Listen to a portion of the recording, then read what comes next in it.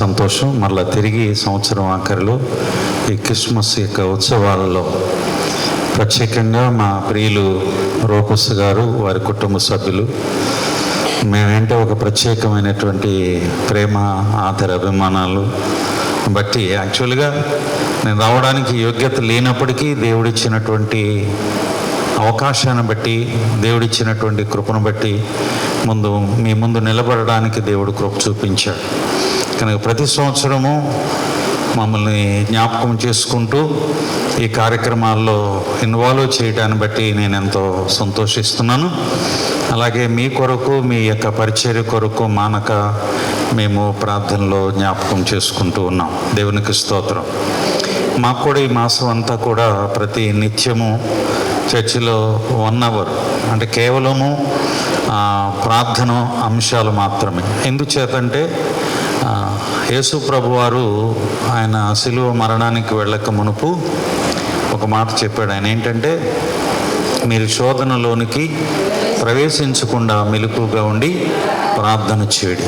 చూడండి, సంవత్సరము ఆఖరిలో, సంవత్సరం ఆరంభం అంటే యాక్చువల్గా డిసెంబర్లో మీరు కనుక గమనిస్తే, డిసెంబర్లో జరిగినన్ని యాక్సిడెంట్లు కానివ్వండి, డిసెంబర్లో జరిగినన్ని సూసైడ్స్ కానివ్వండి, డిసెంబర్ మాసంలో జరిగినటువంటి ఘోరాలు కానీ మిగిలినటువంటి మాసాల్లో తక్కువగా ఉంటుంది. ఎందుకంటే సాతాను కూడా సంవత్సరం ఆఖరిలో ఎక్కువగా మనుషులను ప్రేరేపించి వారిని ఆత్మహత్యకు దారితీసే విధంగా, అలాగే అపాయాలకు గురి చేసే విధంగా మనము చూస్తూ ఉన్నాం.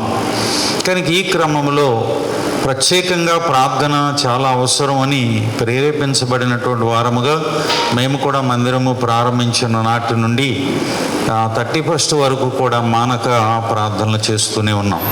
మంచిది. అలాగే ఈ సందర్భాన్ని పురస్కరించుకొని ప్రతి దినము కూడా చక్కటి విషయాలను, దైవ సేవకులను పిలిచి మంచి మంచి అంశాలు చూడండి. నేను ఒక్కొక్కసారి చాలా ఆశ్చర్యపోతాను. ఏంటంటే, ఇప్పుడు వాస్తవంగా వారు శాంతి దూత ఎడిటరే కాకుండా బైబిల్లో కూడా చాలా చక్కగా లోతుగా అర్థం చేసుకున్నటువంటి వ్యక్తిగా నాకు అర్థమవుతుంది. ఎందుకంటే ఒక విషయాన్ని, ఒక వాక్యాన్ని చదివినప్పుడు దానిలో ఉన్నటువంటి అంశం, ఎందుకంటే నాకు కూడా అంశాలు వారీగా ప్రసంగించటం అంటే చాలా ఇష్టం. అంశం అన్నందుకు నేను ఒక మాట మీకు చెప్పి వాక్యంలోనికి వెళతాను. అదేమిటంటే, యాక్చువల్గా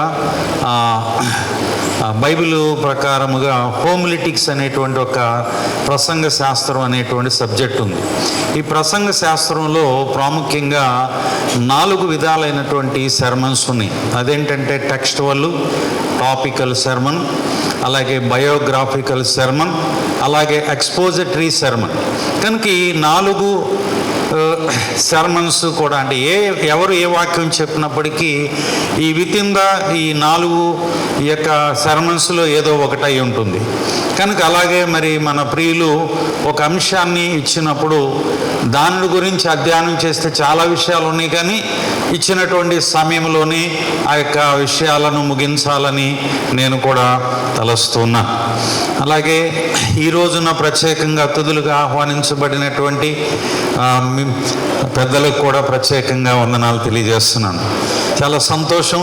ఎందుకంటే ఈ విధముగా మనం అందరము కలుసుకోవటం అనేటువంటిది ప్రత్యేకంగా దేవుని యొక్క ఉన్నతమైన కృప. ఎందుకంటే ఈ రోజున మనం సజీవంగా ఉన్నామంటే అది కేవలం ఆయన యొక్క కృప మాత్రమే. మనకున్నటువంటి జ్ఞానము, సంపద, విద్య, లేకపోతే ఐశ్వర్యము, ఘనత, పేరు, ప్రఖ్యాతి ఇదేది కాదు. ఎందుకంటే అపాయాలు ఎలా ఉంటాయో కూడా తెలియని రీతిగా ఈ రోజుల్లో మనం జీవిస్తున్నాం. కానీ కేవలం ఈ రోజున మనం సజీవులుగా ఉండటం అనేది దేవుడు చేసినటువంటి గొప్ప మేలు. ఈ సందర్భాన్ని ఉద్దేశించి ఇవ్వబడినటువంటి వాక్య భాగాన్ని చదవాలని మొట్టమొదటిగా నేను తలస్తున్నాను. ఇర్మియా గ్రంథము 35వ అధ్యాయము 14వ వచనాన్ని ఒకసారి చదువుకుందాం. కొంచెం ఏదైనా మైక్లో చదివితే, ఎందుకంటే అందరికీ క్లారిటీగా వినపడుతుందని ఉద్దేశం. అంటే మైక్ ఏదన్నా ఉంటే ఇవ్వండి. మన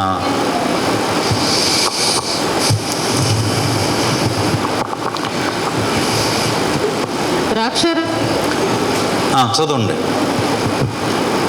ద్రాక్షారసము త్రాగవద్దని రేకాబు కుమారుడైన యెహోనాదాబు తన కుమారులకు ఆజ్ఞాపించిన మాటలు స్థిరముగా ఉన్నవి. నేటి వరకు తమ పితరుని ఆజ్ఞకు విధేయులైన వారు ద్రాక్షారసము త్రాగుకున్నారు. అయితే నేను పెందలకాడ లేచి మీతో బహుశ్రద్ధగా మాట్లాడినను మీరు నా మాట వినుకున్నారు. మరియు పెందలకాడ లేచి ప్రవక్తలైన నా సేవకులందరినీ మీ యొద్దకు పంపుచు ప్రతివాడును తన దుర్మార్గతను విడిచి మీ క్రియలను చక్కపరుచుకుని ఎడలను అన్యదేవతలను అనుసరింపక. అంతవరకు చూద్దాం. ఈ వచ్చిన భాగములో రెండు విషయాలు మనకి కనబడుతున్నాయి. ఒకటేంటంటే, ఒక మానవ మాత్రుడు ఆజ్ఞ ఇచ్చినప్పుడు రెకాబీలు ఆ ఆజ్ఞకు విధేయులయ్యి ద్రాక్షారసం నువ్వు తాగొద్దు అని చెప్పగానే దాన్ని మానేశారన్నమాట, విధేయులయ్యారు. అదే సజీవుడైనటువంటి దేవుని పట్ల యూదా ప్రజలు అవిధేయతకు మధ్య ఉన్నటువంటి వ్యత్యాసం అంటే, ఒక మనుష్యుడు చెప్పినటువంటి మాటను విన్నటువంటి వ్యక్తి, దేవుడు చెప్పినటువంటి ఆజ్ఞను వినకుండా ఉన్నటువంటి యూదా ప్రజలు. అయితే మన ఆధ్యాత్మికమైనటువంటి జీవితంలో ఆత్మావలోకముతో ఆరంభము కావాలి. ఈ ఆత్మావలోకం అంటే మనలో మనము వీక్షించడం. ఏం చెప్పండి? మనలో మనము వీక్షించడం అంటే మనలో మనము తొంగి చూడటం, అంటే మనము పరిశీలన చేసుకోవడం. కనుక దీనికి మనం దేవుని యొక్క వాక్యములో నుండి ముగ్గురు వ్యక్తులను మీ ముందుంచాలని ఈ రాత్రి సమయంలో నేను ఆశపడుతున్నాను. మొట్టమొదటిగా 2వ రాజుల గ్రంథము 5వ అధ్యాయము 20 నుంచి 27 వచనాలు. 2వ రాజుల గ్రంథము 5వ అధ్యాయము 20 నుంచి 27 వచనాలు. ఎవరైనా వాడు ఆ పిల్లవాడిని ఎత్తుకొని వాని యొద్దకు తీసుకుని పోయాను. పిల్లవాడు మధ్యాహ్నం వరకు తల్లి తొడ మీద పండుకొని ఉండి చనిపోయాను. అప్పుడు 2వ రాజులు 5వ అధ్యాయము 20 నుంచి 27 వచనాలండి. అంతటా దైవజనుడైనటువంటి ఎలీషా సేవకుడైనటువంటి గెహాజీ. సరే, ఇక్కడ ఎందుకంటే సమయానుకూలంగా నేను మీ ముందుంచాలి కనుక మీరింటికి వెళ్ళిన తర్వాత ఇందాక అయ్యగారు చెప్పారు, ఈ విషయాలను మీరు కూడా స్టడీ చేయండి. కొన్ని రెఫరెన్సులు నేను మీకు ఇస్తున్నాను. దానిలో 2వ రాజుల గ్రంథం 5వ అధ్యాయం కనుక మనం చదవటం ప్రారంభిస్తే, అక్కడ ఒక ఆయన సిరియా దేశంలో సైన్యాధిపతుడైనటువంటి మహాపరాక్రమశాలి అయినటువంటి నయమాన్ అనే వ్యక్తి ఉన్నాడు. అతడి పేరు చెప్తేనే దేశాలు గడగడలాడేటువంటి పరిస్థితి. అలాంటి పరాక్రమశాలి, అన్నీ బాగానే ఉన్నాయి, కానీ అతనికి ఏమి లేదు అని అంటే ఆరోగ్యం లేదంటే కుష్ఠరోగం. ఆ రోజుల్లో కుష్ఠరోగంలో ఉన్నటువంటి వారు సమాజంలో ఉండటానికి వీల్లేదు. కానీ తన కుష్ఠరోగం కనపడకుండా తను కవర్ చేసుకుంటూ ఉన్నాడు. ఇశ్రాయేలు దేశంలో నుండి ఒక చిన్నదాన్ని అక్కడ తీసుకుని వెళ్ళినప్పుడు ఆ ఇంటిలో పరిచర్య చేస్తున్నటువంటి సమయంలో ఆమె చూసి తన యొక్క యజమానుని యొక్క పరిస్థితి, తన యొక్క యజమానురాలికి మాటను చెప్పింది. ఏమంటో తెలిసిన, నా యొక్క యజమానుడైనటువంటి నయమాను కనుక మా దేశంలో ఇశ్రాయేలు దేశంలో కనుక వెళ్ళినట్లయితే అక్కడ ప్రవక్తలు ఉన్నారు, ఆ విధముగా అతడు బాగుపడతాడనేటువంటి విషయాన్ని చెప్పినప్పుడు ఈయన ఒక పొజిషన్లో ఉన్నాడు కనుక వెంటనే ఇశ్రాయేలు రాజుకి తాకీదులు రాయించి పంపించాడు. ఆ మాట తెలుసుకోగానే ఇశ్రాయేలు రాజు తన యొక్క వస్త్రాలను చించుకున్నాడు. ఎందుకు ఇలాగ జరిగింది అని అంటే, అతని పేరు చెప్తేనే మరి రాజ్యాలు గడగడలాడేటువంటి పరిస్థితి. అతడు ఏమనుకున్నాడు, ఈ విధము చేత ఒకవేళ మన మీదకి దండెత్తి వచ్చి ఒకవేళ మన రాజ్యాన్ని అతడేమో కొలగొడతాడేమో అనేటువంటి ఒక భయం అతనికి కలిగింది. ఆ విషయము ఎలీషా ప్రవక్తకి తెలిసినప్పుడు ఎలీషా ప్రవక్త రాజుకు వర్తమానం చెప్పాడు. ఆ తర్వాత ఆ విధముగా నయమాను తన పరివారంతో రథం మీద ఎలీషా ఉన్నటువంటి కుటీరము దగ్గరికి వచ్చాడు. ఆ కుటీరము దగ్గరకు రాగానే లోపల ఉన్నటువంటి ఎలీషా తన శిష్యుడైనటువంటి గెహాజీని పిలిచి, ఇదిగో అతనికి చెప్పు, నువ్వు యోర్దాను నదిలో వెళ్ళి 7 సార్లు మునగమని చెప్పమన్నాడు. అతడేమి రాలేదు. అంటే చూడండి, ఆ దినాల్లో ఉన్నటువంటి దైవజనులకు ఉన్నటువంటి ఆ శక్తి ఎటువంటిదో. అంటే అది గర్వం కాదు, కానీ దేవునితో ఉన్నటువంటి సంబంధం చూడండి. అంతటి వ్యక్తి అయినప్పటికీ దేవుడి దగ్గరికి వచ్చి విధేయుడు కావాల్సింది తప్ప అతని యొక్క అధికారాలు, అతనికి ఉన్నటువంటి పొజిషను దేవుడి దగ్గర పనికిరాదు. కనుక ఇప్పుడు దేవుడి ప్రతినిధిగా ఉన్నటువంటి సేవకుడు చెప్పినట్టుగా చేయడానికి కొంత నివారించాడు అతడు. అంటే అతనికి ఇష్టం లేదు. ఎందుకు, మా దేశంలో ఇంతకంటే గొప్ప నదులు ఉన్నాయి కదా, కేవలం ఈ మురికి నీళ్ళు, ఈ యోర్దాన్ నదిలో ఉన్నటువంటి మురికి నీళ్ళల్లో నేను మునగాల అనేటువంటి ఒక భావన అతనిలో ఉంది. అందుకు తన సేవకుడు ఏం చెప్పాడంటే, ఇదిగో అతడు ఏమన్నా నిన్ను గొప్ప పని చేయమన్నాడా? ఒకవేళ ఏదైనా గొప్ప మనిషిని కట్టించమంటే నీకున్న ఆర్థిక స్తోమతను బట్టి నువ్వు కట్టించగలిగేవాడు కదా. అలాంటి పని ఏమి చెప్పలేదు. కేవలము ఈ యోర్దాను నదిలో 7 సార్లు మాత్రమే మునగమన్నాడు కదా, అంతకంటే ఈ పని ఏమి పెద్దదేం కాదు కదా అని అతనికి అర్థమయ్యే విధంగా విశదీకరించినప్పుడు అతడు వెళ్ళి 7 మారులు మునిగి పసిపిల్ల దేహము వలె దేహమై బాగుపడి స్వస్థత పొందిన వాడై కృతజ్ఞతాభావంతో తిరిగి మరలా ఎక్కడికి వచ్చాడు? ఎలీషా ఉన్నటువంటి కుటీరం దగ్గరికి వచ్చాడు. గెహాజీ గారు బయటే ఉన్నాడు.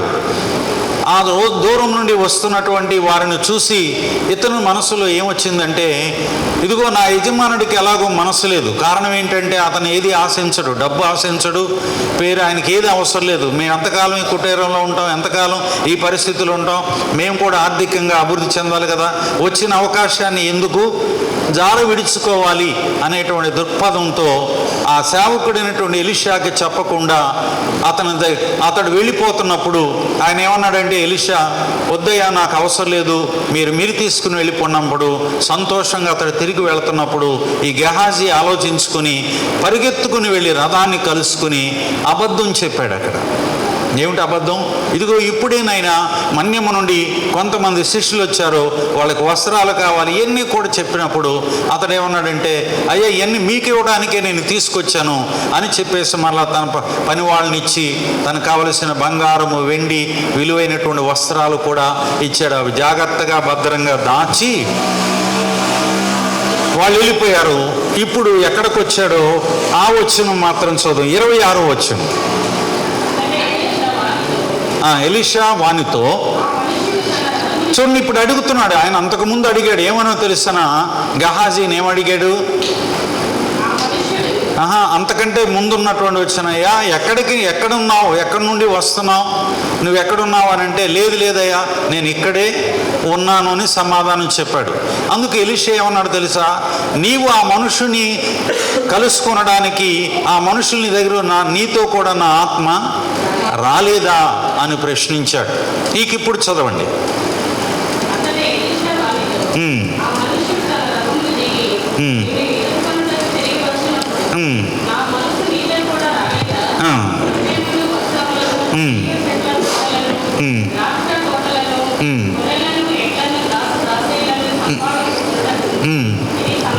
ఆగండి, ఇప్పుడు ఏమంటున్నాడు? సమయమా? ఏది సమయం? చాలామంది ముఖ్యంగా అంటే దేవుని కలిగినటువంటి వారి విషయంలో మనం కనుక ఆలోచన చేస్తే అందరూ కూడా దేన్ని బట్టి ఆలోచన చేస్తున్నారంటే భౌతికమైనటువంటి దాన్నే దృష్టిలో ఉంచుకుంటూ ఉన్నారు.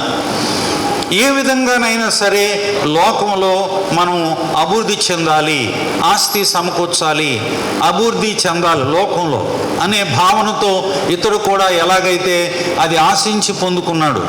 అందుకని ఆయన ఏమంటున్నాడంటే, ఇది సమయం కాదు, ధనాన్ని ధాన్యాన్ని సంపాదించుకోవడానికి సమయము కాదు. మరలా ఏం జరిగింది? అతడేమో ఇక్కడికి వచ్చి అతనికి ఉన్నటువంటి ఆ యొక్క కుష్ఠరోగాన్ని పోగొట్టుకున్నాడు. ఇతడు దేవుడి సన్నిధిలోనే ఉంటూ, శిష్యుడుగానే ఉంటూ, వాక్య ధ్యానంలో ఉంటూ, బైబిల్ని చదువుతూ, మరి దేవుని కృపలో నడుస్తూ, అనుభవాలు పొందుతూ చివరికి ఏది పొందుకున్నాడు? ఇదే మనం పరిశీలించుకోవలసినటువంటి విషయం. చాలా పర్యాలు మనం ఇక్కడికి వచ్చి పోగొట్టుకునే పరిస్థితిగా ఉండకూడదు. ఇది మొట్టమొదటి విషయాన్ని నేను మీకు ఉంచున్నాను. అందుకని ఫిలిప్పీ పత్రిక 2వ అధ్యాయం 21వ వచనం ఒకసారి చూద్దాం. ఫిలిప్పీలకు రాసిన పత్రిక 2వ అధ్యాయం 21వ వచనం.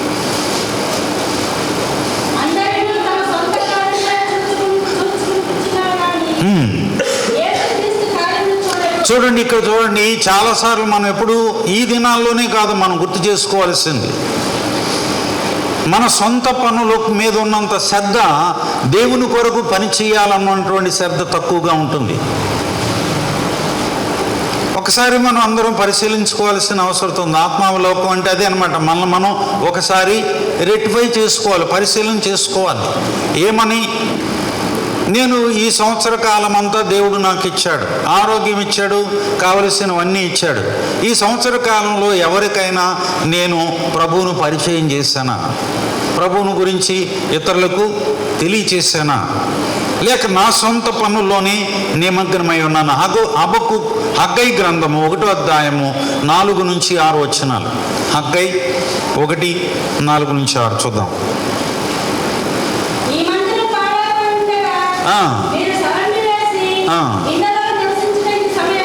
చూడండి, ఏది సమయం? ఇప్పుడు మనం చెప్తూ ఉన్నాం ప్రభువు యొక్క రాకడ సమీపముగా ఉన్నది. మీరు బాగా గమనించినట్లయితే 2020 సంవత్సరం నుండి మీరు గనక ఆలోచన చేస్తే అంతకు ముందున్నటువంటి పరిస్థితులకి ఈ కొద్ది సంవత్సరాల్లో ఉన్నటువంటి పరిస్థితులకి ఎంత ర్యాపిడ్ చేంజెస్ వచ్చినాయో మీరు చూడండి. అన్ని విషయాల్లో,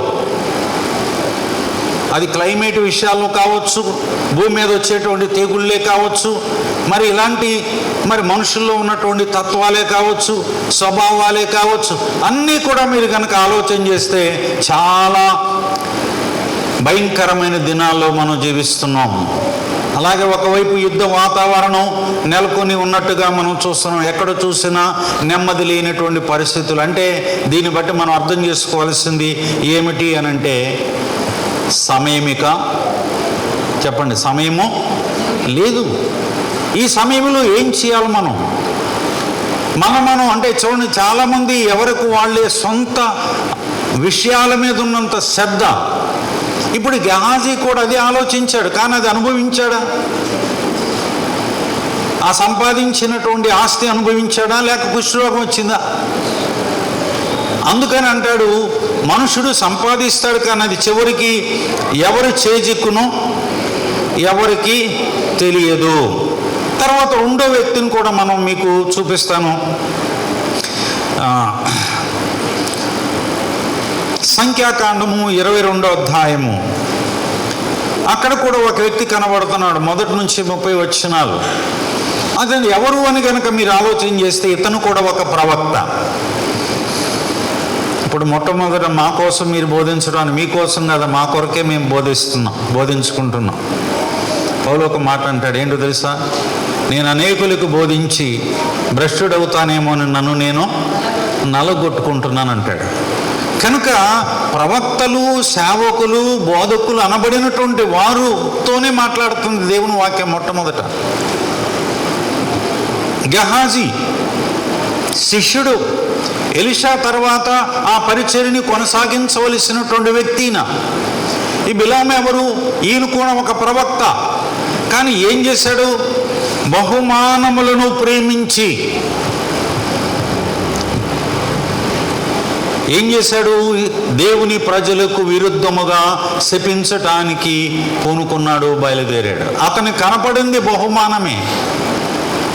కానీ దేవుడి ఉద్దేశము, ఒకసారి దేవుడు నో అని చెప్తే అది పర్మనెంట్గా నోనే. ఆయన దగ్గర ఉండే ఉన్నాయి, అవునా కాదా? Yes or no. కానీ చాలాసార్లు మనం ఏం చేస్తూ ఉంటాం? దేవుణ్ణి ఇంకా పదే పదే శోధిస్తూ ఉంటాం. ఈయన కూడా అదే చేశాడు. సరే నువ్వు వెళితే, అందుకనే మధ్యలో గాడిద చేత మాట్లాడించాడు. అయినప్పటికీ అతని జ్ఞానం రాలేదు. మనం కూడా వెళ్ళేటువంటి ఈ యొక్క విశ్వాస ప్రయాణపు యాత్రలో దేవుడు అనేక రకాలుగా మనకు సూచనలు ఇస్తూ ఉంటాడు, మనతో మాట్లాడుతూ ఉంటాడు, మనల్ని హెచ్చరిస్తూ ఉంటాడు. మనకి కొన్ని ఇండికేషన్స్ కూడా వస్తూ ఉంటాయి. అయినప్పటికీ కూడా వాటిని తోసివేసి, వాటిని పక్కన పెట్టేసి మనం ముందుకు వెళ్ళిపోతూనే ఉంటాం. తర్వాత ఏమైంది చెప్పండి? అందుకని యోధా పుస్తకం, అంటే నూతన నిబంధనలో యోధా ఒకటే అధ్యాయం ఉంటుంది. 11 వచ్చిన ఒకసారి చదవండి. వారు వారు కయోను నడిచిన మార్గములో నడిచిరి, బహుమానము పొందవలెనని బిలాము నడిచిన తప్పు త్రోవలో. దేనికోసం పరిగెత్తారు? బహుమానం. గమనించండి, మనం దేనికోసం పరిగెత్తుతున్నాం? మనకున్నటువంటి విశ్వాసం ఏంటి? అందుకనే మరలా ప్రకటన గ్రంథం 2వ అధ్యాయం 14వ వచనంలో కూడా ఒక మాట అంటాడు, చదువుదాం.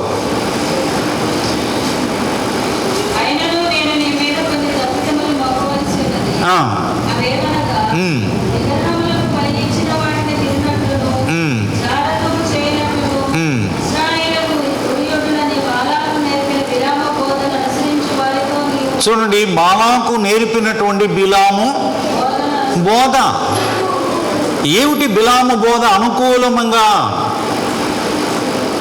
అధికారులను నేను గౌరవించొద్దు లేకపోతే నేను చెప్పట్లేదు, బైబిల్ కూడా చెప్తుంది.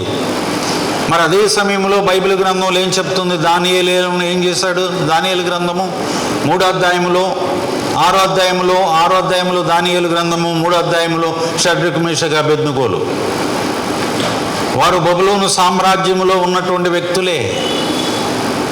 వారు కొనుపోబడినటువంటి వారు, బానిసలుగా ఉన్నారు. కానీ వారి యొక్క విశ్వాసానికి, వారి యొక్క భక్తికి, వారి ఆధ్యాత్మికమైనటువంటి జీవితానికి ఏదైతే వ్యతిరేకమైనటువంటి శాసనము వచ్చిందో వాళ్ళు రాజీ పడలేదు భక్తిలో. చాలా జాగ్రత్త సుమ. అందుకని ఒక ఆయన అన్నాడు, క్రీస్తు కొరకు చనిపోవటం తేలిక, క్రీస్తు కొరకు జీవించటం కష్టం. మరొకసారి చెప్తాను ఈ మాట, క్రీస్తు కొరకు చనిపోవటమే తేలిక, క్రీస్తు కొరకు జీవించటమే కష్టం. ఇదేంటండి ఇలాగంటున్నారు? అందుకనే పౌలేమంటాడు తెలుసా ఫిలిప్పీ పత్రికలో, నా మట్టుకు సావైతే లాభము. ఎందుకు జీవించాలి? అనుదినము నీ విశ్వాసాన్ని కాపాడుకుంటూ, నీ భక్తిని కాపాడుకుంటూ, నీ ఆధ్యాత్మిక జీవితాన్ని దేవుని చిత్తానుసారంగా ఉన్నదా లేదా అని ఎప్పటికప్పుడు నీ ఆత్మావలోకం చేసుకుంటూ వెళ్ళకపోతే అనేక అవకాశాలు మనకి వస్తూ ఉంటాయి. ఏది చేయాలో ఏది చేయకూడదో తెలుసుకోవాల్సిన అవసరత చాలా ఉన్నది. చాలామంది పర్వాలేదండి, ఏదైనా పర్వాలేదు, ఎలా చేయడానికి కుదురుతుందా? అందుకని మరి ఎందుకు మొట్టమొదటి అపోస్తలుల కార్యములు 2వ అధ్యాయంలో పేతురు ద్వారా ఏమంటున్నాడు? మూర్ఖులకు ఈ తరము వారికి వేరైన జీవితం ఎందుకు అవసరం? చాలామందికి ఏమి నచ్చదండి, అదే మాకు నచ్చదండి. ఏది నచ్చదు? అందుకని పరమగీతాల్లో సులోమతిని అడిగితే, అమ్మ ఏంటి నీ ప్రాణప్రియుడికి ఉన్నటువంటి విశేషం ఏంటి అంటే, నా ప్రాణప్రియుడు ధవళవర్ణుడు రత్నవర్ణుడు 10,000లో అతి కాంక్షణీయుడు. ఆయనకి సమరూపి కాగలిగిన వారు ఎవరు లేరు. అందుకని ఆయన అన్నాడు యోహాను సువార్త 14, నాలో పాపం ఉన్నదని మీలో ఎవరు స్థాపించగలరు? పాపము లేని పాపరహితుడుగా, ఆయన జన్మకర్మ పాపము లేనిటువంటి వ్యక్తిగా ఆయన ఈ భూమి మీద మనుషులుగా జీవించాడు. మనిషికి ఎలా బ్రతకాలో ఆయన నేర్పించాడు, బోధించాడు. కనుక ఈ సమయంలో ఈ విషయాన్ని బట్టి బిలాము నడిచినటువంటి త్రోవ, బిలాము బోధన అనుసరించువారు. 2 పేతురు రాసిన పత్రిక 2వ అధ్యాయము 15-16 వచనాలు కూడా ఒకసారి చదువుదాం. 2 పేతురు అమ్మా,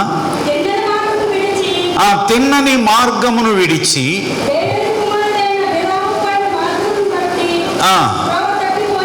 చూసారా ఏ మార్గములో వెళ్ళాలి? తిన్నని మార్గమును విడిచి బిలాము పోయినటువంటి తప్పు త్రోవ అంటే ఏంటి? అడ్డదారిగా సంపాదించుకోవడం, బహుమానాల కోసము, లేకపోతే ఇంకేదేదో బెనిఫిట్స్ కోసము, ఇంకేదేదో ఆశించడం కోసం. నేను ఒక ఆయన, అందుకండి నాకు మంచి స్నేహితుడు, మీకు కూడా చెప్తాను, మన టోల్ గేట్ పక్కనే యూనివర్సిటీ 3rd గేట్లు అంటే కాజు, దాని ఎదురుగానే ఉంది ప్రబల కాలేజ్ అని. కొంతమంది తెలిసే ఉండొచ్చు, ఆయన మంచి బ్రాహ్మణ్. ఆయన ఎప్పుడు అంటే ఇక్కడ ఇండియా వచ్చినప్పటి నుంచి కూడా పరిచయం నాకు. ఆ పరిచయాన్ని బట్టి చాలా సందర్భాల్లో కలుసుకోవడం, మా స్పెషల్ గెస్ట్గా స్పీకర్గా కూడా పిలిచిన సందర్భాలు ఉన్నాయి. ఆయన అద్భుతం. ఎందుకంటే ఆయన యుఎస్ఏలోనే అక్కడే బీటెక్ చేసి ఎంఏ చేసి వాళ్ళ ఫ్యామిలీ అంతా వెల్ సెటిల్డ్ అనమాట, బ్రాహ్మిన్స్. కనుక ఆయన దేవుడి గురించి చెప్పాలని అనుకుని ఎంతో తాపత్రయం, చాలా ఫ్రెండ్షిప్ ఏర్పడిన తర్వాత నేను ప్రయత్నం చేస్తే ఆయన ఒక మాట అన్నాడు, ఇప్పుడు కూడా అది నా హృదయంలో అలా ఉండిపోయింది. అదేంటో జాగ్రత్తగా చెప్తా వినండి. ఆయన యుఎస్ఏలోనే చదువుతున్న రోజుల్లో, ఉద్యోగం చేస్తున్న రోజుల్లో చాలా అంటే ఓరల్ రాబర్ట్ యూనివర్సిటీ, ఇంకా ఇలాగా పెద్ద పెద్ద దైవజనులు, బిలీగ్రామ్ గారు ఇలాంటి వాళ్ళ యొక్క సెర్మన్స్ కూడా విని మాకు, ఎందుకంటే అక్కడ క్రైస్తవ్యం ఎక్కువగా ఉంది కానీ చాలా చోట్ల అటెండ్ అయిన సందర్భాలు ఉన్నాయి. ఆ విధంగా ఇక్కడికి వచ్చేసిన తర్వాత చాలామంది ఫ్రెండ్స్ ఉన్నారు, విదేశీ ఫ్రెండ్స్, యుఎస్ఏ ఫ్రెండ్స్. అయ్యా మీరు కనుక మా క్రైస్తవ పేరు కనుక పెడితే మీకు చాలా ఫండ్స్ ఇస్తాను అని చెప్పేసి వాళ్ళు ఈయనకి ఆఫర్ చేశారట. అప్పుడు ఆయన ఏమన్నాడు తెలుసా? యేసు ప్రభువుని నేను నమ్ముకోవాలనుకోవట్లేదు, rather I want to live like Jesus Christ అన్నాడట. ఇప్పుడు ఎవరు క్రైస్తవుడు చెప్పండి? అలాంటి నీతి ఈనాడు క్రైస్తవులు లేకుండా పోయింది. I'm sorry to say all these things. ఎందుకని? ఆత్మావలోకం లేదు. ఇక్కడికి రాగానే ఏదో భౌతికంగా భౌతికమైనటువంటి దాన్ని బహుమానాలు పొందడానికి. యేసు ప్రభు వలె నేను జీవించాలనుకున్నటువంటి వ్యక్తి ఆయన. ఇక్కడ ఉన్న వాళ్ళు రేపు అక్కడ ఉండరు, అక్కడ ఉన్న వాళ్ళు ఇక్కడ ఉండకపోవచ్చు. రేపు పరలోకంలో చాలా మార్పులు కనపడతాయి. తెలిసిన మీకు మొదటివాడు కడపటివాడు. అయ్యా నేను ముందు వరుసలో కూర్చున్నాను, బైబిల్ బాగా ఎరుగు, మంచి పరిచర్య చేశాను, ఎన్నెన్నో చేశాను. ప్రభు అని పిలుచు ప్రతివాడు పరలోక రాజ్యములో ప్రవేశించడు. ఇక్కడే మున్నంగి ప్రాంతంలో సువార్త చేయడానికి వెళ్ళినప్పుడు అక్కడ మా బంధువుల మధ్యాహ్నం వేళ ఒక పూజారి గారు వేపనాయన వచ్చాడు. అక్కడికి పిల్లకి పెట్టుకున్నాడు, జంజి వేసుకుని, అంటే వాళ్ళ వేషధారణ నేను విమర్శించట్లేదు, అర్థం ఒకటా చెప్తున్నాను మీకు. కాషాయ వస్త్రం వేసుకుని భిక్షాందేహి అని అడిగాడు ఆయన. అప్పుడు నేను కూర్చుని ఏదో దేవుడి గురించి చెప్పాలని నేను మాట్లాడుతున్న సమయంలో ఆయన కూడా ఒక మాట చెప్పాడు, అది ఇప్పటికీ నాకు జ్ఞాపకం ఉంది. ఏంటో వినండి. పొన్నూరు దగ్గర ఒక విలేజ్లో ఆయన రామాలయంలో పూజారి, ఒక విలేజ్లో హిందువుడిగా ఉన్నటువంటి ఒక ఆయన, అంటే ఇక్కడ క్యాస్ట్ నేను మెన్షన్ చేస్తున్నాను కాదు, అనుభవాన్ని చెప్తాను మీకు. ఒక ఆయన వాళ్ళు, అయ్యా మీరు మా యొక్క పల్లి వచ్చి నేను హిందూ మ్యారేజ్ చేసుకోవాలనుకుంటున్నాను, మీరు మా పెళ్లి చేయాలని చెప్పేసి ఆహ్వానించారట. ఈయన వెళ్ళి పల్లిలోకి వెళ్ళి పెళ్లి చేసి వచ్చాడు. పెళ్లి చేసి వచ్చిన తర్వాతే ఆలయ కమిటీ వారందరూ, నువ్వు మైలుబడిపోయావు గనక నువ్వు మాకు పూజారిగా ఉండటానికి వీల్లేదని చెప్పేసి ఆ దేవాలయంలోంచి బయటికి నెట్టేశారు అతనికి 3 ఆడపిల్లలు. మరి ఒకేసారి పూజారి పదవి పోతే ఆయన జీవనం పోతుంది కదా. సరే ఇది ఇలాగ అయిపోయింది కదా, కనీసం చర్చిలో కన్నా వెళ్ళి కూర్చుందామని చెప్పేసి అదే వేషధారణతో బొట్టు పెట్టుకుని అన్నీ చేసుకుని అక్కడ వెళ్ళి కూర్చున్నాడట. ఆ సంఘంలో ఉన్నటువంటి కమిటీ వాళ్ళు పెద్దలు వచ్చి, అయ్యా పంతులు గారు ఏంటి మీరు ఇలా వచ్చారు, మీరు ఇక్కడ ఉండరు లేదు, బయటికి పోండి అని చెప్పి బయటికి నెట్టేశారంట. దేవుడికి పక్షపాతం ఉందా?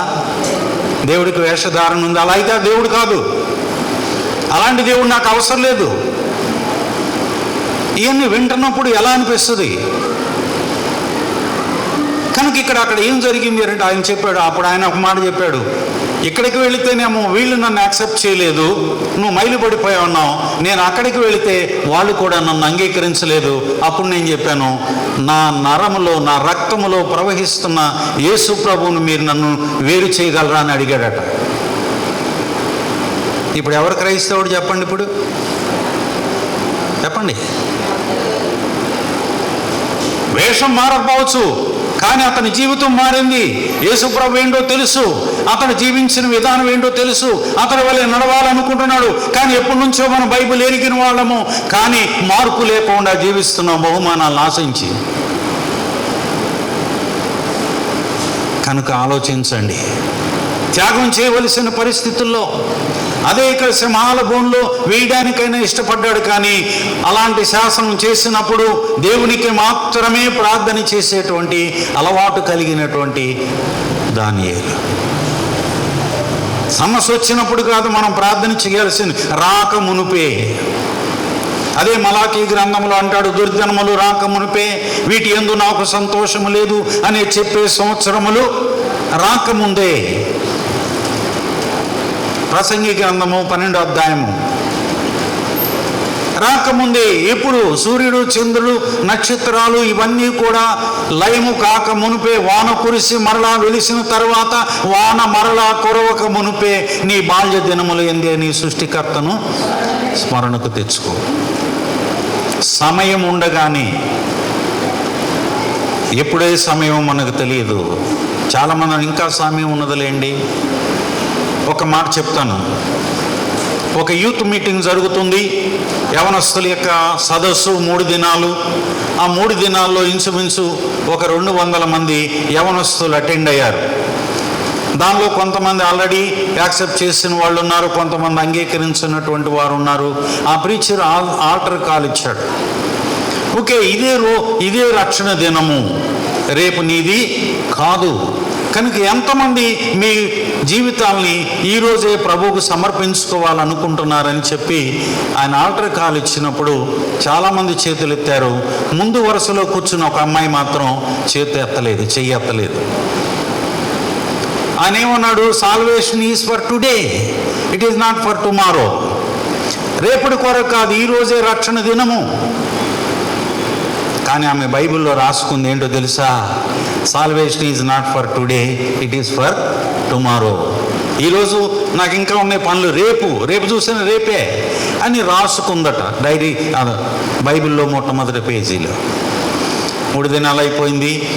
పాస్టర్ గారు, ఏంటి అమ్మాయి ముందు వరుసలో కూర్చుంది, రోజు వస్తుంది, క్రమంగానే ఉంది, ఎందుకని ఆమె చెయ్యత్తలేదు అని అనుకున్నాడు.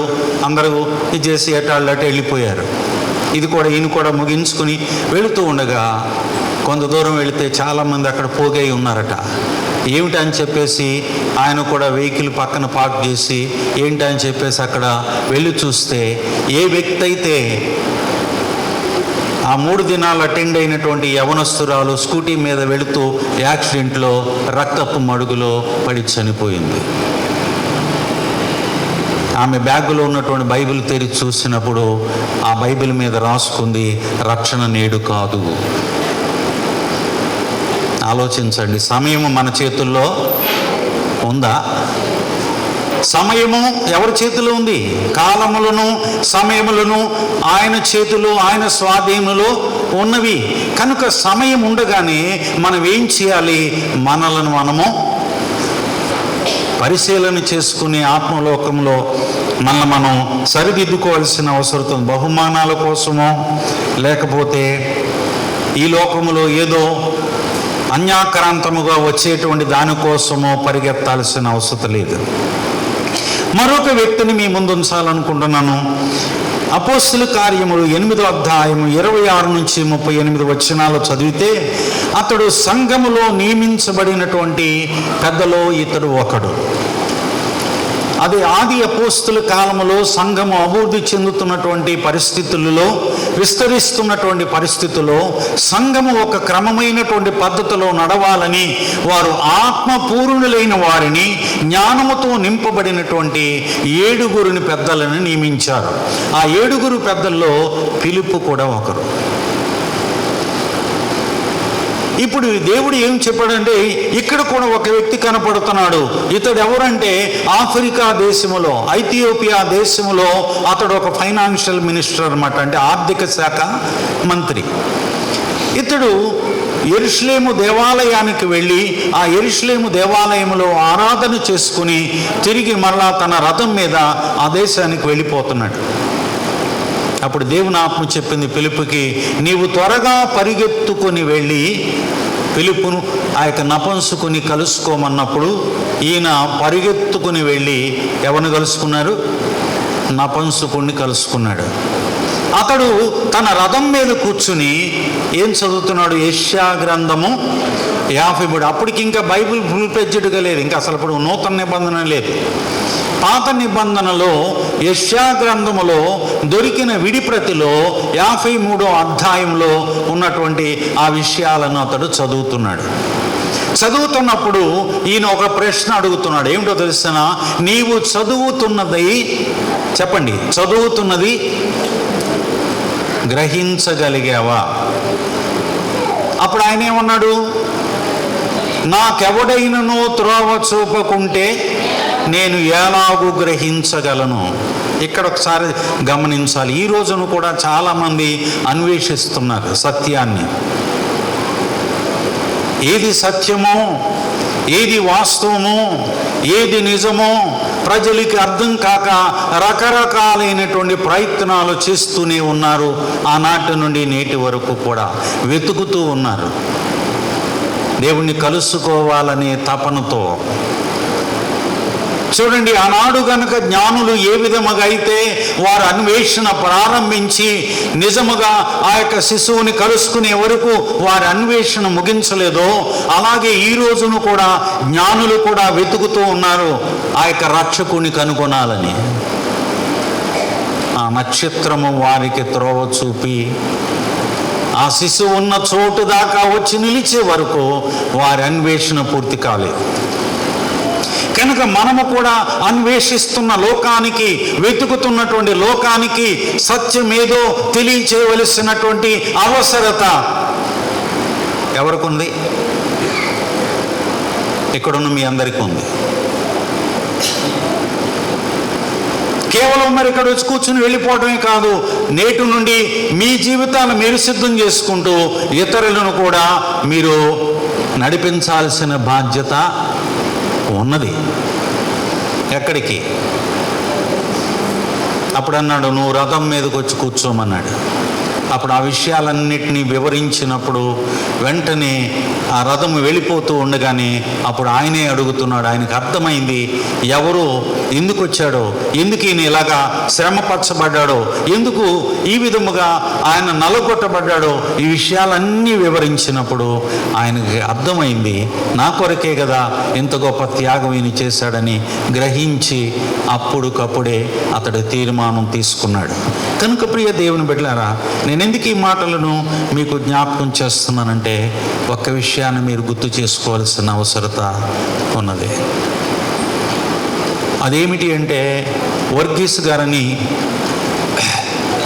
పిటి వర్గీస్ అంటే ఆయన కేరళ రాష్ట్రం నుండి నార్త్ ఇండియా ప్రాంతానికి వెళ్ళి ఢిల్లీ ప్రాంతంలో ఆయన గొప్ప సేవ చేస్తూ ఉన్నటువంటి దినాల్లో ప్రారంభ దశలో ఆయన యవ్వన ప్రాయముగా ఉన్నప్పుడు ఆయన కరపత్రికలు ఇస్తూ ఆ ప్రాంతాలన్నీ తిరుగుతూ సువార్త ప్రకటిస్తూ ఉన్నాడు.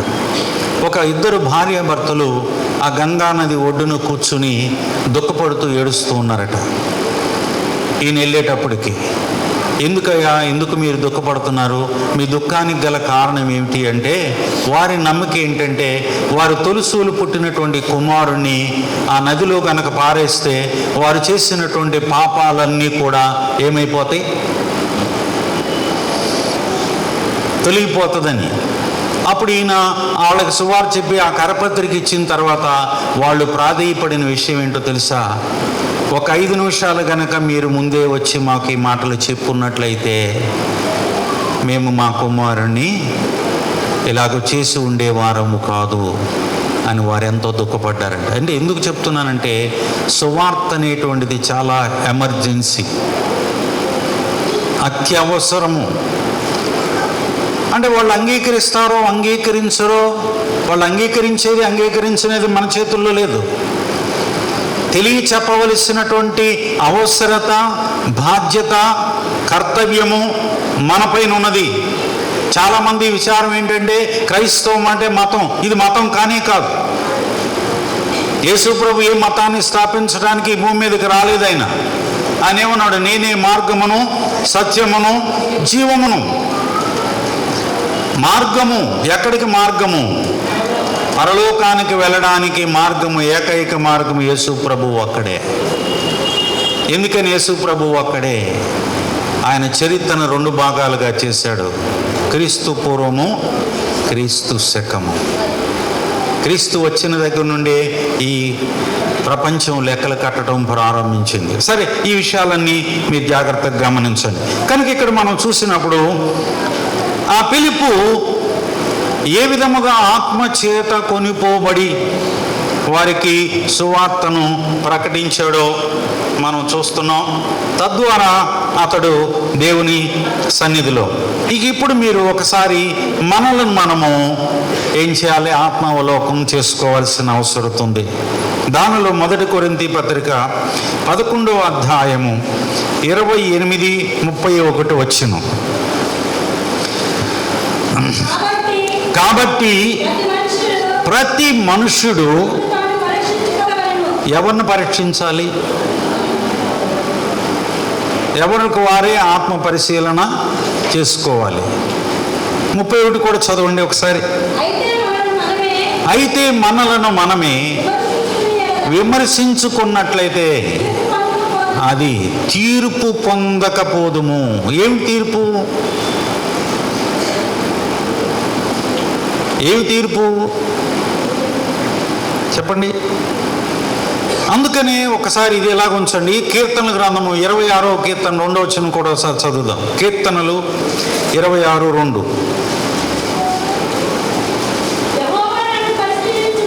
యెహోవా నన్ను పరిశీలించుము, నన్ను పరీక్షించుము, నా అంతరేంద్రియములను. అది ఇప్పుడు దేవుడు అడుగుతున్నాడు. ఈయన ఏమనంటే, నా అంతరేంద్రియములను పరీక్షించుము, పరిశోధించుము, పరిశీలించుకోము. 139వ కీర్తన 23వ వచనంలో కూడా ఒక మాట అంటాడు, చదవండి.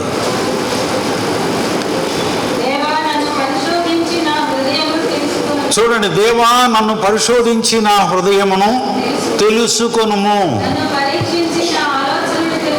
చూడండి, ఇక్కడ మన ఇప్పుడు దేవుడు మనం పరీక్షిస్తాడు. ఓకే, మనలను మనం కూడా పరీక్షించుకోవాల్సిన అవసరం ఉంది. అది ఏమిటి? ఏ విధమైనటువంటి పరీక్ష అంటే, 1, నిజముగా నేను తిరిగి జన్మించానా? 2, పాపాన్ని ఒప్పుకున్నానా? ఇదేనండి ఎటది పాపాన్ని ఒప్పుకోవడం అంటే.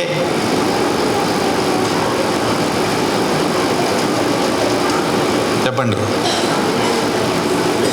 మనం చేసినటువంటి తప్పిదములను. అందుకని 51వ కీర్తనలో దావీదు భక్తుడు ఒక మాట అంటాడు, నా తల్లి గర్భములోనే నేను పాపములో పుట్టినవాడను. వాటి నిమిత్తము పశ్చాత్తాపడాలి. దేని నిమిత్తము?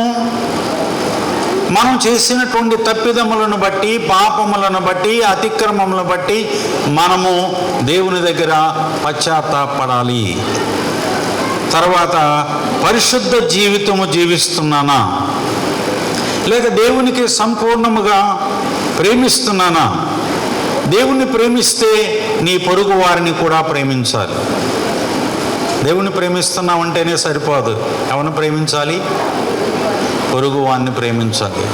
యేసు ప్రభు 3 విషయాలు చెప్పాడు. 1, నిన్ను వలె పొరుగువారు. అంటే చూడండి, మొదట దేవుణ్ణి ప్రేమించాలి. దేవుణ్ణి ప్రేమిస్తున్నటువంటి మనము మొట్టమొదట మన సహోదరుని ప్రేమించాలి. 2, మన పొరుగు వారిని ప్రేమించాలి. 3, శత్రువును కూడా ప్రేమించాలి.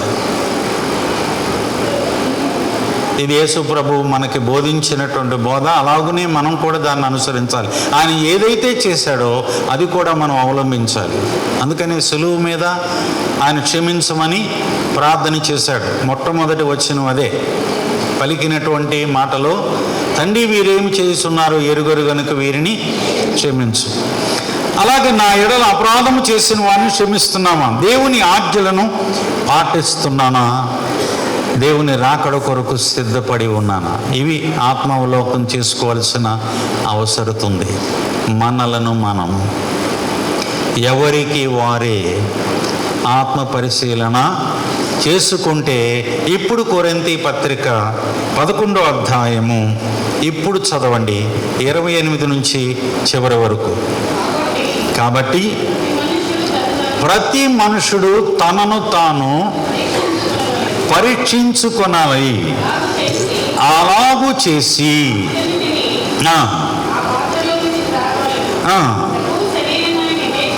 ఆ.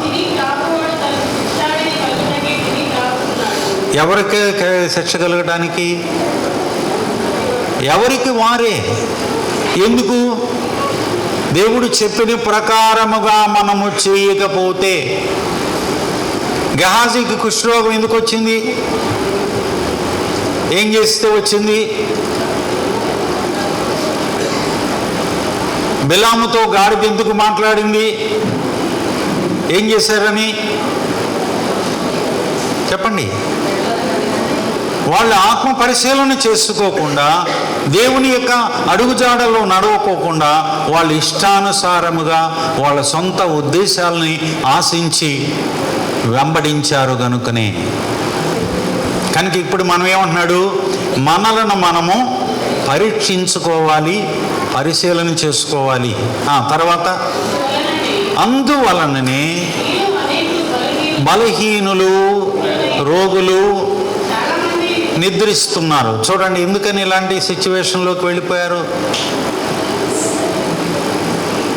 పరిశీలన లేదు, ఆత్మ పరిశీలన లేదు. ఏదో భౌతికంగా ఆశించి ఇక్కడికి వచ్చాం. మనం చాలాసార్లు ఈ పాట పాడతాం. ఇది హబక్కూకు గ్రంథంలో, ఏది లేకపోయినా యెహోవా యందు, ఏం లేకపోతే చేలో పైరు లేకపోయినా, అంజూరపు చెట్లు పూయకుండిన, ద్రాక్ష చెట్లు ఏమండి కదా పాడతాం కదా. చేనిలోని పైరు చేతికి రాకున్నా, ఫలములన్నీ రాలిపోయినా, సిరి సంపదలన్నీ దూరమైపోయినా, నేను చెల్లించనులే నిశ్చలమైన రాజ్యం కొరకే, ఎల్లవేళలా నిన్నే ఆరాధించును. నా గీత ప్రార్థనలో యేసయ్యా నీ కృప ఆధారమే, నా ఆవేదనలలో దినించనిది కృపాకరణ. చెప్పండి, నిజమేనా? ఏమి లేకుండా దేవుని ఆరాధించగలవా? దేవుని స్తుతించగలవా? ఒకవేళ షడ్రక మేషక అభ్యంతరాలు లాంటి సిచ్యువేషను మనకు ఎదురైతే నిలబడగలవా? దానియేలు సింహాల బోన్లో వేయవలసి వచ్చినప్పటికీ కూడా, అలాంటి శాసనం చేయబడినప్పటికీ దేవుని వెంబడించే విషయంలో ఏమాత్రం అతడు రాజీ పడకుండా దేవుని వెంబడించాడు. అది పరిశీలన చేసుకోవాలి. లేకపోతే తాత్కాలికమైన దాన్ని మనం ఆశించి శాశ్వతమైన దాన్ని పోగొట్టుకుంటామేమో. ప్రతి ఒక్కరూ ఆత్మావలోకన చేసుకోవడానికి ప్రయత్నం చేద్దాం. అటువంటి కృప దేవుడు మనందరికీ అనుగ్రహించునుగాక. ఈ అవకాశాన్ని కల్పించినటువంటి మన ప్రియులు రూపస్సు గారికి, వారి కుటుంబానికి, సంఘానికి ప్రత్యేకమైన వందనాలు. మా కొరకు కూడా మీ అనుదిన ప్రార్థనలో జ్ఞాపకం చేసుకోండి. దేవుడు మీరు దీవించి ఆస్వాదించునుగాక.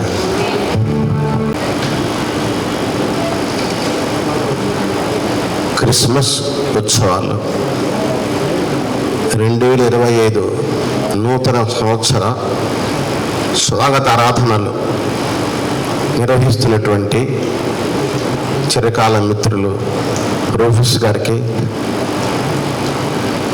దైవ సేవకులు ముఖ్య అతిథి శ్రీ ప్రసాద్ రెడ్డి గారికి, నా బాల్య మిత్రులు మాదిరాజు గోవర్ధన్ గారికి, క్రీస్తు యందు ప్రేమాన్ని ఆనాడు కలిగిన సోదర సోదరి మనందరికీ కూడా నమస్సుమాంజలి.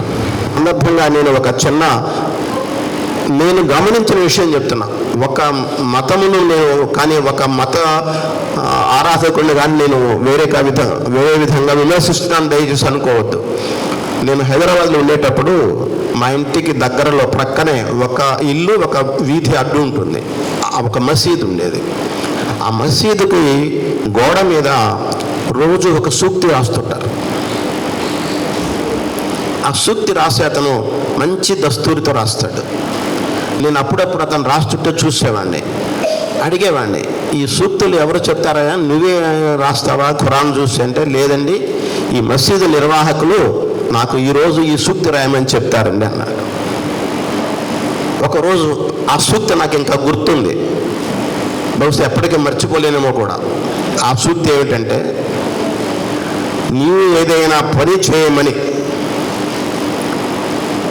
ఒక కూలి మనిషిని పనిలో నియమించుకున్నప్పుడు, అతని మీ శరీరం పని చేసినప్పుడు అతని శరీరం మీద ఏర్పడేటువంటి చెమట బిందువులు ఆరక ముందే అతనికి కూలి డబ్బులు ఇచ్చి పంపు. ఇది చాలా మంచి సూక్తిగా నాకు అనిపించింది. సరే, అతను అడిగాను అనమాట, బాబు నువ్వు ఇంత మంచిగా దస్తత రాస్తుంటావు, నీకు ఇక్కడ జీతం నెల జీతం మంచి జీతం ఇస్తున్నారంటే, పర్లేదు సార్ ఏదో ఇస్తారు కానీ నాకు జీతం 2-3 నెలలకు ఒకసారి ఇస్తారు సార్, ప్రతి నెల ఇవ్వట్లేదు, ఇబ్బందిగా ఉందన్నాడు. మరి ఇటువంటి సూక్తి రాస్తే ప్రయోజనమే ఉంది. అట్లాగా మనము చేసేది, మనము చదివిన దాన్ని, గ్రంథాల్లో చదివిన దాన్ని ఆచరణలో పెట్టేందుకు ప్రయత్నం చేయాలి. మీరందరూ ఆ ప్రయత్నం చేసి దేవునికి నిజమైనటువంటి భక్తులుగా ఉంటారని ఆశిస్తున్నాను. మీ సమయం ఎక్కువ తీసుకోను. నాకు అవకాశం ఇచ్చినటువంటి నా చిరకాల మిత్రులు రూఫస్ గారికి ధన్యవాదాలు తెలియజేస్తూ, మా మిత్రులు గోవర్ధన్ గారు యేసుక్రీస్తు ప్రభువు మీద ఒక పాట పాడతావా అని అడిగారు. పాడతానని చెప్పా, ప్రయత్నం చేస్తాను. నాకు సమయం ఎక్కువ లేకపోయింది దాన్ని ఎక్కువ ప్రాక్టీస్ చేయడానికి. నిన్న మధ్యాహ్నమే చెప్పారు నాకు రూఫస్ గారు, నిన్న సాయంత్రం ఏమో నా మిత్రుడు సజెషన్ ఇచ్చారు, సూచన చేశారు. ప్రయత్నం చేస్తాను. ఇది అంత బాగా పాడలేకపోతే నన్ను మన్నించండి. అయితే నేను ఈ పాటను గుర్తు చేయడం కోసం ముఖ్యంగా పాడుతున్నానని మాత్రం మీకు విన్నవిస్తున్నాను. హృదయమే నీ ఆలయం.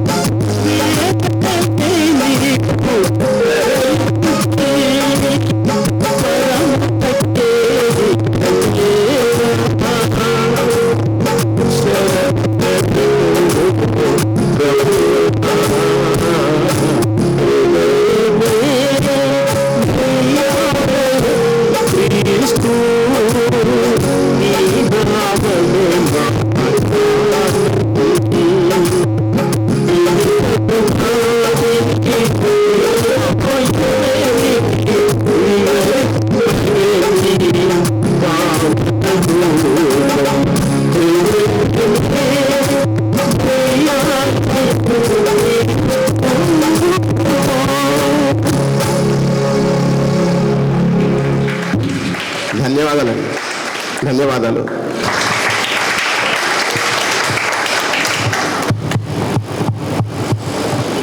Thank you very much Kodandaramayya గారు. మా మధ్యకు వచ్చి చక్కగా మంచి పాట ఆలపించారు. కోదండరామయ్య గారు మంచి పుస్తక ప్రియులు ఆయన. ఎలాగంటే చిన్నప్పుడు నాకు అన్నయ్య వాళ్ళు చెప్పేవాళ్ళు, తర్వాత వర్ధన్ గారు కూడా చెప్పారు. హై స్కూల్లో బాగా చదువుకున్నాడు ఆయన. హై స్కూల్లో రకరకాల ప్రైజులు ఇస్తారు కదా సబ్జెక్టుల్లో. ఆ ప్రైజులు ఆయనకి ఎక్కువ వస్తాయంట. సైన్స్లో ఫస్ట్, సోషల్లో ఫస్ట్ అని వెళ్ళిపోతుంటే స్టేజ్ దిగుతుంటే ఆగబోయే నీకే వచ్చినాయి అన్నాకని సైన్స్లో, తెలుగులో, సోషల్లో అన్నింటిలో ఫస్ట్ అంటే పుస్తకాలన్నీ మోసుకొని కిందకి వెళ్ళేవాళ్ళంట సీకే హై స్కూల్లోని. మంచిగా చదువుకోవడం వల్ల ఉపయోగం ఏంటంటే పిల్లలను కూడా బాగా చదివించడం. కాబట్టి ఆయన కుమార్తె కలెక్టర్ అయ్యారు కదా. మన పిల్లల్ని మనం బాగా స్కూల్కి పంపించి ఫీజులు కట్టంగానే సరికాదు. వాళ్ళు ఎలా పెరుగుతున్నారు ఏంటి అని ఒక కన్నేసి ఉంచాలి మనం. నేను బయట తిరిగేటప్పుడు కానీ ఇవన్నీ గమనిస్తూ ఉంటాను. మీ తల్లి గర్భంలో బిడ్డ ఉన్నప్పుడు మీరు ఎంత కేర్ తీసుకుంటారో, జన్మనిచ్చిన తర్వాత పిల్లల పట్ల కూడా అంతే కేర్ తీసుకుంటే అందరూ కలెక్టర్లు కాకపోవచ్చు, కొంచెం మంచి వ్యక్తులుగా, మంచి సమాజంలో పనికొచ్చే వ్యక్తులుగా, కుటుంబానికి సమాజానికి ఆసరాగా పెరుగుతారు పిల్లలు. హల్లెలూయా.